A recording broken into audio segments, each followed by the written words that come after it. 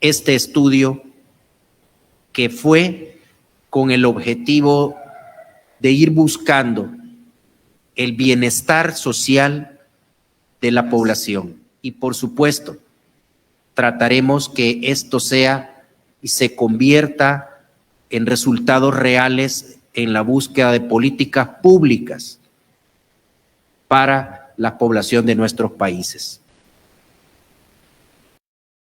Este libro se nutre del pensamiento analítico de la CEPAL. En 2012, la CEPAL publicó Cambio Estructural para la Igualdad, una visión integrada de desarrollo.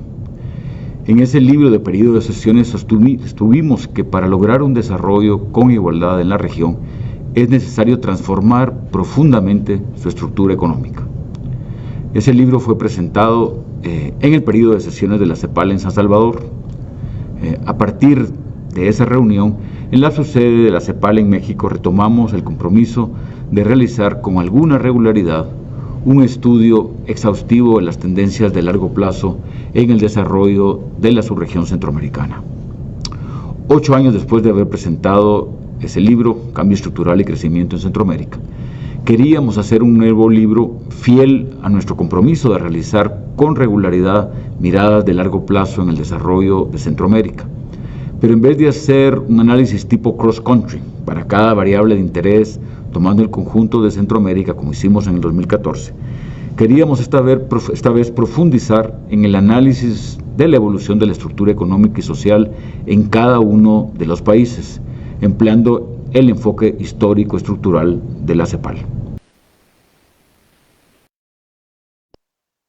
Desde Noruega creemos que la construcción de un estado de bienestar fuerte y la reducción de las desigualdades son vitales para construir la paz y la estabilidad a nivel global y en particular en esta región.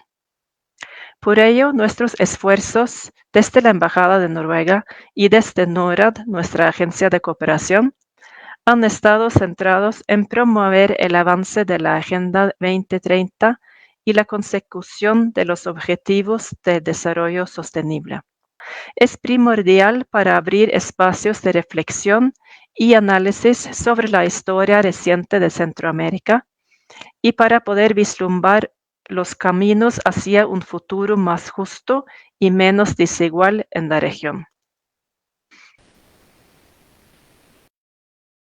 Entonces, tenemos que pensar siempre en protección social o no, aumento en la masa salarial o no, la dotación de recursos productivos que cada país tiene, si se dinamiza de alguna forma por el mercado interno. En el caso de América Central, el dinamizador ha sido el mercado internacional y el mercado común centroamericano. Las influencias externas, geopolíticas, lo que pasa en la economía norteamericana, en las finanzas norteamericanas e internacionales, y, no menos importante, todo el cuadro interno inductor del crecimiento y de la inversión. La evolución macroeconómica de las políticas macro, la institucionalidad, la composición de los agentes inversionistas, los grupos económicos, el Estado, la paz interna como sexta posibilidad y los impactos ambientales y desastres naturales como séptima.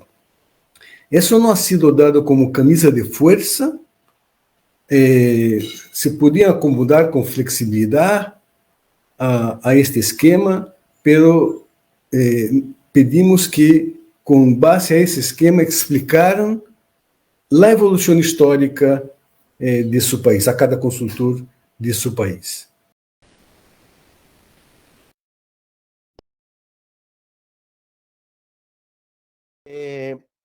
Entre 1951 a 1978, la primera estrategia de desarrollo denominada industrialización por sustitución de importaciones tuvo ciertos cambios regulatorios, como fue la construcción de una institucionalidad pública y también del mercado común centroamericano.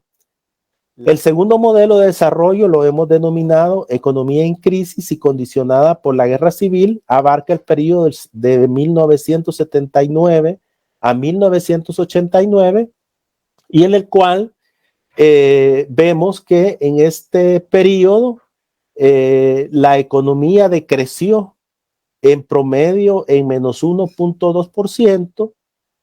También la productividad laboral y la renta descendieron en menos 2.6 y un 2.7 respectivamente. Adicionalmente vemos cómo la caída en el ingreso por habitante, que era de $3,000 en 1979, llega a $2,300 en 1989. Es decir, casi un 25% de caída en el ingreso por habitante. Entrando al neoliberalismo radical y diversificación de las exportaciones, incorpora un núcleo de reformas neoliberales que se manifiestan en un crecimiento promedio de 2,6%, de la renta per cápita de 1,8%, la inversión crece a 4,4% y la productividad laboral se mantuvo casi estacionaria en 0,5%, a pesar que la mecanización creció 2,4%. Vemos la reducción del aporte de la manufactura en el Producto Interno Bruto, que llega al 23,1% en 2009, luego de haberse obtenido un 31,8% en 1978, pero por otro se verifica un elevado incremento de las exportaciones de origen industrial, que transitaron desde un 27% en 1990 a un 50,9% en el 2009. Las exportaciones. El último modelo que examinamos lo hemos denominado neoliberalismo mitigado y transformaciones productivas y sociales, y comprende el periodo 2010 al 2019. Durante estos años se adoptan un conjunto de políticas públicas que están definidas claramente en 2 planes quinquenales, junto con políticas industriales de corte vertical y horizontales, tales como fomento, diversificación y transformación productiva, y que obviamente perseguían acelerar el patrón de transformación y de diversificación de la estructura productiva salvadoreña. La economía durante este modelo alcanza tan solo un crecimiento de 2,5%, la inversión crece 3,5% y la productividad laboral se mantiene estancada en 0,4%. No obstante, se suceden la implementación de políticas sociales y en particular las adoptadas a partir del 2010, que produjeron mejoras en los indicadores de pobreza y de desigualdad. Vemos que en el 2009 la pobreza total alcanzaba un 50,1% y la pobreza relativa un 33,6% y la extrema un 17,1%, y evolucionaron a la baja, que en 2019 la pobreza total relativa y extrema alcanzaron 22,8%, 18,3% y 4,5%. El coeficiente de desigualdad en 2019 llegó a 0,35% y la concentración del ingreso antes de impuesto en el 10% de los individuos con mayores ingresos disminuyó levemente entre 1990 a 2009 del 49,7% al 46,1% entre 2010 a 2019. Son 7 áreas que nosotros proponemos: desarrollar instituciones políticas y económicas resilientes que conformen una administración pública meritocrática que apoye al sector productivo y a los trabajadores; introducir una política de tributación inclusiva mediante impuestos directos que graven herencias, sucesiones y donaciones y el ingreso en el primer decil; implementar una economía verde donde se reconozca que El Salvador tiene activos naturales importantes que sostener y recuperar, aunque eso sí, vulnerables; y desarrollar un enfoque territorial, multilateral, integrador y de cooperación del Salvador en la región centroamericana y con otras regiones del mundo, como un medio necesario para alcanzar el desarrollo inclusivo y respetar los principios de las Cartas de las Naciones Unidas del 26 de junio de 1945, donde las relaciones exteriores se basen en el mutuo acuerdo y no en presiones de potencias económicas. Continuar la implementación y seguimiento y evaluación de las políticas industriales basadas en la transformación productiva, impulsando los sectores estratégicos productores de bienes de exportación, que obviamente presentan mayores ventajas comparativas, reveladas dinámicas y una mayor productividad.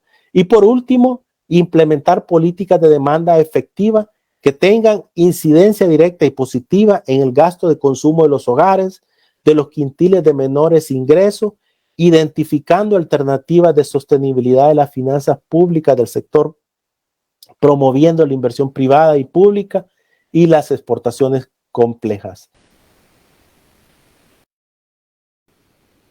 Nosotros, después de ver que hay patrones que realmente, patrones de crecimiento que a lo largo de todos estos 50 años y ahorita como resultado vemos que son patrones realmente agotados porque no le responden a la mayoría de su población y la única opción que las personas tienen es migrar a los Estados Unidos o a otro país, es que primero tenemos que ser conscientes de que hay un contexto global cambiante y mucho más cambiante aceleradamente después de la pandemia. Hay un proceso de revolución tecnológica y de digitalización a nivel global. Hay una apuesta geoestratégica diferente y geopolítica ahora. Hay graves problemas de sostenibilidad ambiental. Hay grandes movimientos humanos alrededor del mundo y los más dinámicos son los que están siendo vistos en la subregión. Está un movimiento feminista cuestionando unas estructuras patriarcales de las cuales se están poniendo en duda muchísimas cosas, ¿verdad? Y el probable fin de la hiperglobalización y una tendencia al bajo crecimiento. Y ante esto, lo que nosotros proponemos de manera muy, muy general y damos los primeros matices acerca de una mirada de futuro es que lo primero es que tenemos que reflexionar sobre unas líneas maestras de nuevos estilos de desarrollo. Tenemos que ver a la integración como un instrumento de desarrollo también, no solamente como un instrumento para poder hacer más ágiles el comercio de bienes, sino también para poder que las personas tengan acceso a movilizarse libremente por toda la región con más oportunidades en cada uno de los países de la subregión. Un cambio estructural progresivo como una prioridad, pero principalmente tenemos que ver cómo cerramos las brechas entre las remuneraciones del trabajo y del capital que cada vez se han ido agrandando muchísimo más. En conclusión, con lo que nosotros finalizamos este capítulo es con la recomendación acerca de que estamos necesitados de lograr o de construir a partir de pactos políticos en donde todos los sectores tienen que dialogar y ceder unas nuevas relaciones entre Estado, mercado, sociedad y ambiente. Y eso solamente se puede lograr si todos estamos conscientes de que si seguimos como estamos bajo una inercia de estos patrones de desarrollo, vamos a seguir generando los mismos resultados que no son los resultados que toda la población quiere para poder generar mejores vidas y vidas mucho más dignas en los lugares en donde las personas tienen su arraigo, sus culturas y sus tradiciones. En pocas palabras, un modelo económico que a pesar de presentar diferencias importantes entre los países, y el libro las resalta, ha sido en general incapaz de contribuir sostenidamente a la incorporación social de las grandes mayorías en nuestros países. Desde CEPAL hemos señalado que no estamos en una época de cambios, sino en un cambio de época. Vivimos cambios tectónicos por la revolución digital, la disputa geopolítica, la crisis del multilateralismo, los masivos flujos de migración, el cambio climático, el ascenso de otros actores sociales, del feminismo. También somos testigos de la conformación de nuevos regionalismos y asistimos a un complejo periodo de bajo crecimiento con alta inflación, por no mencionar los desafíos derivados de las secuelas del COVID-19 en las vidas de las familias, las empresas y de nuestras sociedades. El Bicentenario nos ofrece una oportunidad para entender el pasado y reflexionar sobre nuestro futuro. En este cambio de época, Centroamérica requiere construir nuevos pactos sociales y políticos. También es importante que Centroamérica participe con voz propia y activamente en la construcción de un nuevo orden global y no solo dejar arrastrarse por estas intensas transformaciones. Para ello, Centroamérica también debe pensarse como una región. Estas reflexiones que compartimos hoy en este libro no deben cerrar un debate, sino abrirlo. El libro que hoy presentamos hace de la historia económica de los países y la región centroamericana de El Salvador un instrumento para comprender el pasado, atender el presente y construir el futuro. Muchas gracias.